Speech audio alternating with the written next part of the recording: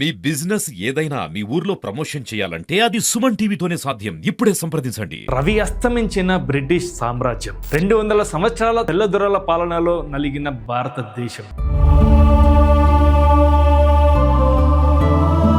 లక్షలాది మంది స్వాతంత్ర పోరాట యోధుల రక్తార్పణం. భగత్ సింగ్, రాజ్గురు, సుఖదేవుల ప్రాణత్యాగం. దేశాన్ని ఏకతాటిపై నడిపించిన గాంధీ పోరాట ఫలితమే 80 ఏళ్ల భారతదేశ స్వాతంత్రం. 80 ఏళ్లలో భారత్ సాధించింది ఏంటి? ఈ స్వాతంత్ర భారతంలో ఎలాంటి మార్పులు వచ్చాయి? స్వాతంత్ర దినోత్సవ వేడుకలు జరుపుకుంటున్న నేపథ్యంలో కర్నూలు ప్రజలు ఏమనుకుంటున్నారో ఎక్స్క్లూజివ్గా సుమన్ టీవీలో.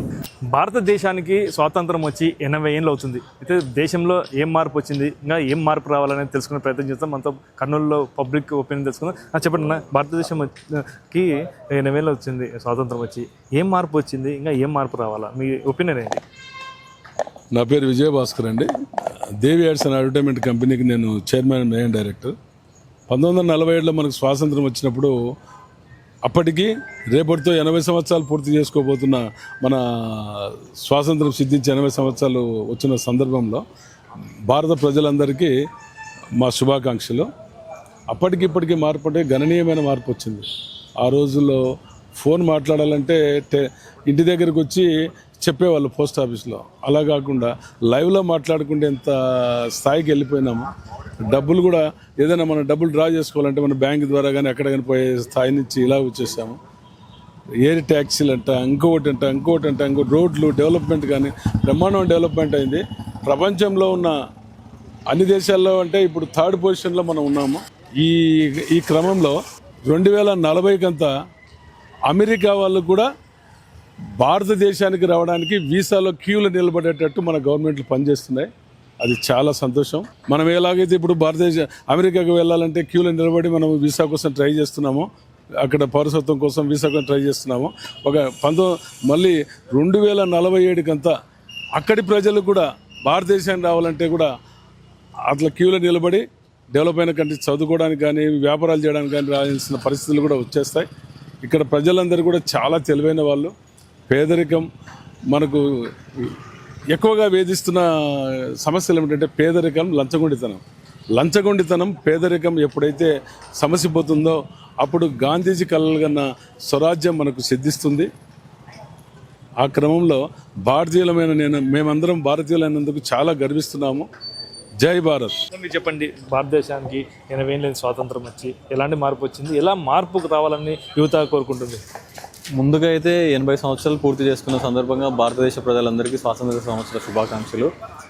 మోడీ గారి నేతృత్వంలో అయితే ఆయన ప్రైమ్ మినిస్టర్గా ఉండి గతంతో పోల్చుకుంటే మాత్రం ఇప్పుడు భారతదేశం చాలా అభివృద్ధి చెందుతూ ఉంది. దానికి ఉదాహరణకు సైన్స్ అండ్ టెక్నాలజీ విషయంలో కానివ్వండి, రాకెట్ సైన్సెస్లో కానివ్వండి, ఎంతో అధునాతన పరికరాలను యూజ్ చేసుకుంటూ భారతదేశం అయితే ముందుకెళ్తూ ఉంది. ఇంకా చూసుకుంటే గతంలో మోడీజీ గారు 500 నోట్లు కానివ్వండి, 2000 నోట్లు కానీ ఇవన్నీ రద్దు చేసేసి అక్కడ కూడా అంటే దేశం బాగుపడాలనే యోచనలో ఎన్నో అభివృద్ధి కార్యక్రమాలు చేసుకుంటూ ఉన్నారు. అదే రైల్వే రంగాల్లో చూసుకుంటే కూడా చైనాకు దీటుగా ఇప్పట్లో మనకైతే వందే భారత్ ఎక్స్ప్రెస్లు కానివ్వండి మరిన్ని తీసుకొస్తూ ఉన్నారు.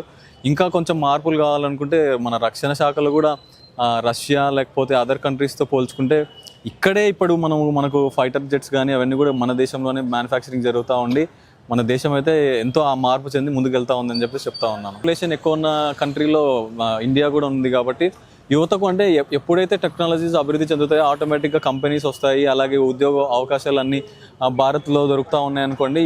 యువత కూడా అంటే మన కంపెనీలు వచ్చిన నేపథ్యంలో వాళ్ళకు కూడా జాబ్స్ వస్తే కూడా ఎంపవర్మెంట్ అనేది కూడా పెరుగుతూ ఉంది. కాబట్టి మోదీజీ అయితే మాత్రం చాలా సక్సెస్ఫుల్గా తీసుకెళ్తా ఉన్నారని తెలియజేస్తూ ఉన్నాం. చెప్పండి, 80 years అయింది మనకు స్వాతంత్రం వచ్చి, ఇప్పుడు 80 స్వాతంత్రం వేడుకలు జరుపుకుంటున్నాం. ఈ 80 ఏళ్ళు స్వాతంత్రం వచ్చినప్పటి దేశం ఎలా ఉంది, దేశం ముందుకు పోవాలంటే ఇంకా ఎలాంటి ప్రయోగాత్మకంగా పనులు కావచ్చు, ఏమన్నా డెవలప్మెంట్ చేస్తే బాగుంటుంది అనుకోవచ్చు? స్వాతంత్రం వచ్చి 80 సంవత్సరాలు అయిపోయింది. నా పేరు శ్రీధర్, బ్రాహ్మణ సాధకారగొట్టి రాష్ట్ర కన్వీనర్ అండి. ఇప్పుడు మనకు స్వాతంత్రం వచ్చి 80 సంవత్సరాలు అయింది. ఒకప్పుడు మనం ఎద్దుల బండి మీద పోతున్నాం. ఒకప్పుడు ఎద్దుల బండ్ల మీద పోతుంది. ఇప్పుడు ఏ టెక్నాలజీ వచ్చింది, మనం ఇంట్లో కూర్చొని ఏదైనా తయారు చేయడానికే చూస్తున్నాం. అలాంటిది ఎంత ముందు పోయిందో మీరు ఇప్పుడు దుబాయ్ నుండి ఇక్కడి వరకు సముద్రంలో ఒక మార్గం వేస్తున్నారు, డైరెక్ట్ ట్రైన్ మార్గం వేస్తున్నారు. అంటే ఎంత డెవలప్ అయింది. మరి నోట్ల రద్దీ, అవతల దేశం నుండి దొంగ నోట్లు మన ఇండియాకు వస్తున్నాయని చెప్పేసి మన మోడీ గారు నోట్ల రద్దీ చేసినప్పుడు అవతల శత్రు దేశాలకి మనం స్ట్రాంగ్ వార్నింగ్ ఇచ్చినట్ల, మా దేశాన్ని ఏం చేయలేరని చెప్పేసి స్ట్రాంగ్ వార్నింగ్ ఇచ్చినట్లు అండి. ఉద్యోగం విషయంలో చెప్తే ఎలా ఉంది యువతకు?